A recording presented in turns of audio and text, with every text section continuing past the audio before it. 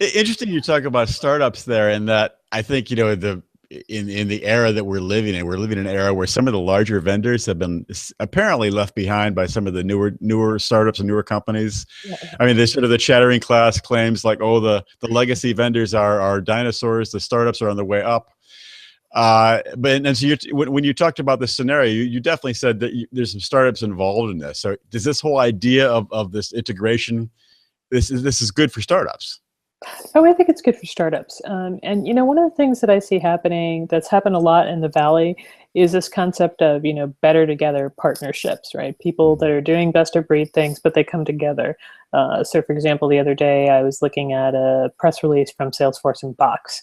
It's a great example. Mm-hmm. Box wants to extend their franchise. Salesforce has a great franchise and has been known to partner with a bunch of startups to create an ecosystem that reinforces Salesforce within a company, right?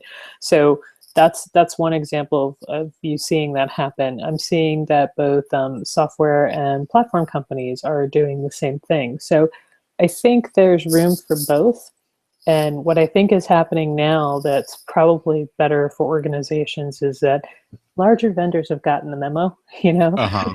they know that they Right. aren't doing some things well. They've actually migrated a lot of their things. I think cloud computing was one of the big elements where a lot of companies got taken by surprise that redoing their software to live in the cloud, redoing their infrastructure to live in the cloud, making things more what I would call virtual, malleable, composable, all this sort of thing is a really Mhm. big shift for established companies, changing how people buy, the structure of how they buy. So we've seen a lot of that change happen, and that's been a multi-year journey for a lot of companies. And I think we're seeing a tremendous amount of innovation, but that innovation needs a channel to get it to market frequently because there's certain fear about working with startups. Mhm. Sometimes your startup goes out of business, and that's Right. a legitimate risk, right?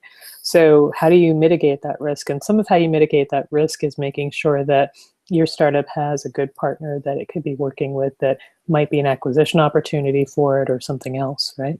Mhm.